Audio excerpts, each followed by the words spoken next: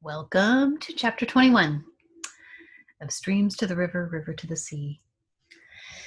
By nightfall, clouds covered the sky. There was heavy ice on the ground the next morning, and the wind blew hard. It was time to start on the long journey. My brother, he who never walks, gathered horses for us. The Blackfeet had stolen many from him, but he still had over 700. And also some mules, he told me. He made a map on the ground for us, piling up sand in little mounds to show where the best passes through the shining mountains were, the mountains that were always covered with snow. He drew a picture in the dust about the big river we were to follow. He said that he had heard from the Nez Perce, the pierced noses, that the river ran toward the setting sun and lost itself at last in the great lake of bad-tasting, evil-smelling water. The canoes were buried at night deep in the forest so no one could find them. The blades of the canoe paddles were cut off to make pack saddles for the horses. Packs were made of hides and filled with dried food, powder and ball, medicine, and things that Captain Lewis had gathered after we left the Great Falls. Chief Kameawait did not wish me to go. "The river you follow, I have never seen," he said. "No Shoshone has seen it, but I have been warned. It is a wild river. A bad spirit rules it. The lord of its frightful waters and the dark canyons they race through. Do not go. You will be of no help. Stay among us and take care of your baby." "I have given my word to go," I said. "Given it to the Great Spirit?" "No." "To what then?"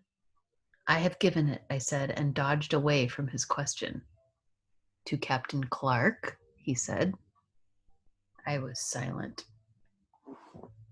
"You follow a bad path, Sister Sacagawea. It will bring you unhappiness." With this warning loud in my ears, I went to Running Deer. She was making a pair of moccasins for Ben York. I told her about my brother's warning. "What will you do?" she asked. "Go," I said, "but now I am going to the cave. Do you remember how we used to go there and talk to the Great Spirit?" "I remember. We went in summer and other times too. And after I escaped from the Minitarees, when I got home and was nearly dead with hunger, I went to thank the Great Spirit." "I am going. Please will you take care of Miko?" "Yes, it would be dangerous with Miko. Do you remember how we used to get lost? Once we were lost for 3 whole sleeps." Sometimes those days come again in my dreams. I fed the baby and left him in her arms. I did not tell Charbonneau where I was going because he would laugh and forbid me to go. If I went anyway, I would get a beating when I got back, but it did not matter. Beyond the camp, where the river runs fast between 2 towering walls, there is a path that leads upward. Not really a path, just handholds in stone. Along the trail to the place where the path begins, I picked up pebbles. Without them, it is easy to get lost in the cave, as Running Deer and I did one time. The sun was out, but a cold wind blew. I had to climb hand over hand and pull myself up. The handholds were covered with ice. I went slowly, the bag of pebbles on my back. There is a broad ledge halfway up where pine trees grow. Here I stopped. I built a fire, and I broke off a branch from a pine tree and made a torch. All kinds of snakes live in the cave, mostly rattlesnakes. Ooh. They come out late in the spring and warm themselves on the ledge. Then they slither upward over a barren slope to the top of the mountain. At the first sign of winter, they come down and lie around on the ledge for a few days. Dozens of them were on the ledge. Boys and girls, can you imagine climbing up to a ledge right in front of a cave and there's dozens of rattlesnakes? What is she going to do? Let's find out. They lingered there as though they were sad to leave the sun and go into the cave and live in a dark world until spring came again. They did not bother me, though, because I was careful not to bother them. She's a brave girl. In the morning, when the sun rises, it shines far back into the mouth of the cave. Now the sun was overhead, and I had to use the torch. The walls are black and shine with water that drips down from above. The ceiling shines too and is very low, so you have to stoop.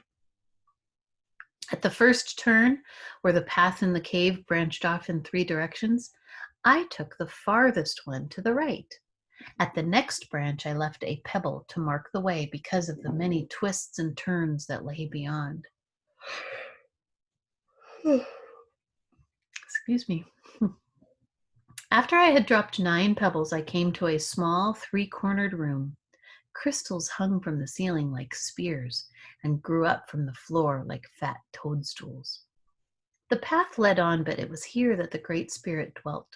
Here all the Shoshone had prayed since the day the first man and woman came up from the big cave below the cave on the back of a mighty jewel-eyed serpent. So that sounds like a creation myth, doesn't it? The walls were hung with buffalo and bear hides and the horns of deer and antelope. Between them were pictures of the sun and moon and stars and winds of the 4 directions. All were made of tiny pieces of mica. Mica is a type of rock stone that is shiny. I shone the torch on the walls. What a beautiful sight. It took my breath away. Water dripped from the ceiling in the center of the room and formed a small, clear pool. I put down the torch and washed my eyes, my mouth, my nostrils, and my ears. Then I lay down on the stones and faced the north and stretched my arms wide. For a long time, I thought of nothing. When a thought entered my mind, I closed my eyes and pushed it away. Isn't that meditation? She's meditating. The room was quiet. All I could hear was the faint noise the torch made and the water dropping 1 drop at a time. When my heart was quiet, I said, "Great Creator, my name is Sacagawea. I hope you will remember that I was stolen by the Minatarees and became a slave to those people, and that you heard my prayers and saved me from many dangers. Perhaps you forgot my prayers about Red Hawk, son of Chief Black Moccasin, because you never answered them.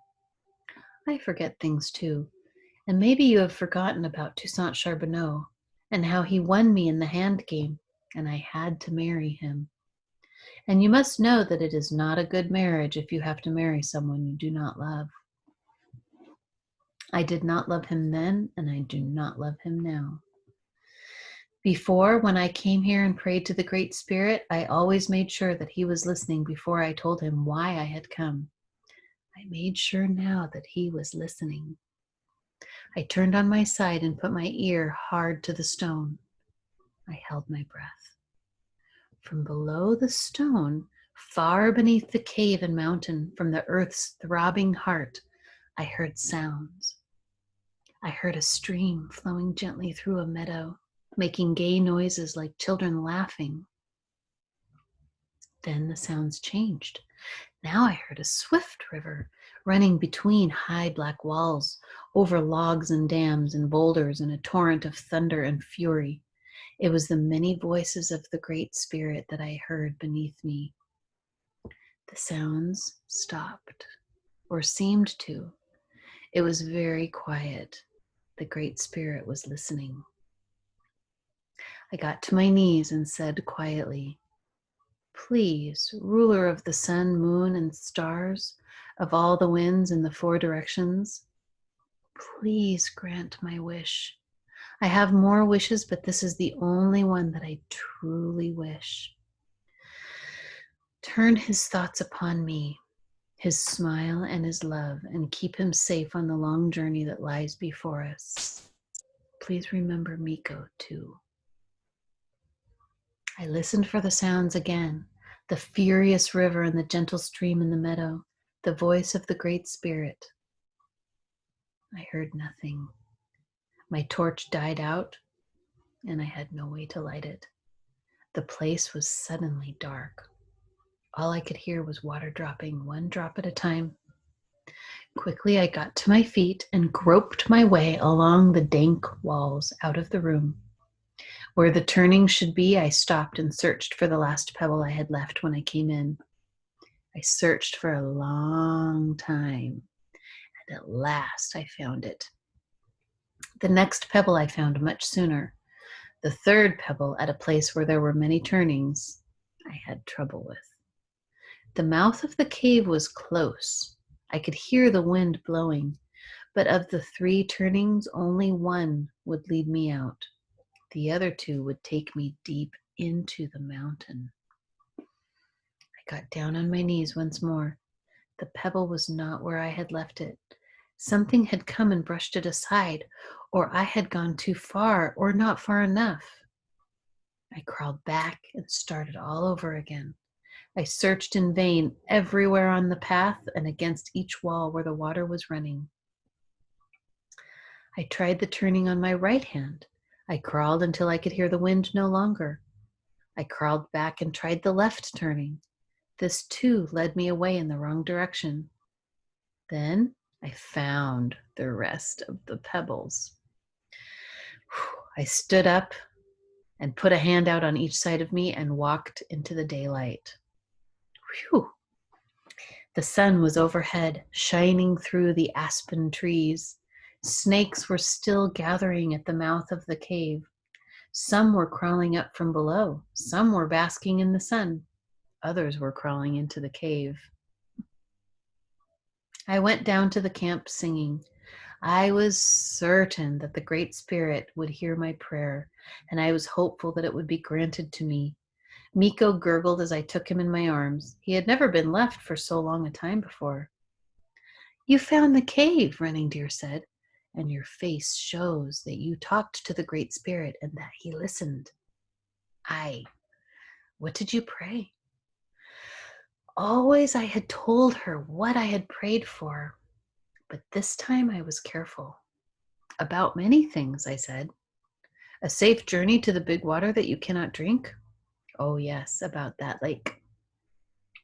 Whatever the Great Spirit decides, you and the baby should stay with me. I hear bad things about the country between us and the big lake. It is not good for babies. Charbonneau had helped her take care of Miko. He was standing off by himself, not listening to our chatter. But when he heard this last about his son, he came and stood over us. Jean-Baptiste Charbonneau, stay here, he said. Me stay. Sacagawea stay. All stay. You speak sense, Running Deer said. Charbonneau nodded. Shoshone girl's brother. He big chief. Ho! Big medicine, huh? I said nothing because it would do no good to argue, and I could not very well say that I loved Captain Clark and I would follow him wherever he would go. Only Captain Clark could change Charbonneau's mind. I went in search of him and found him trying hard to talk to my brother. My brother told me that he wished to say something to Captain Clark. I said it with words and signs. Chief Kamiawait thinks you are a good man, I told Captain Clark. Therefore, he wishes to give you the name Chief Redhair. He also wishes to give you his own name, but he will keep his war name, which is Black Gun. The names Chief Redhair and Chief Kamiawait are yours. People of my own blanket will honor you forever. My brother placed a tippet of ermine fur around Captain Clark's shoulders. The captain thanked him. When all this was done, I told Captain Clark what Charbonneau had said. Do you want to go? He asked me. I nodded, not trusting myself to speak. I have asked you this before, twice before, Captain Clark said. It's not too late. You're home now among your own people. Think before you answer. I have thought, I said. Do you want to go? Yes. Everything had gone so well that Captain Clark decided to call our camp Camp Fortunate, and he put the name down in his journal. And that's the end of chapter 21.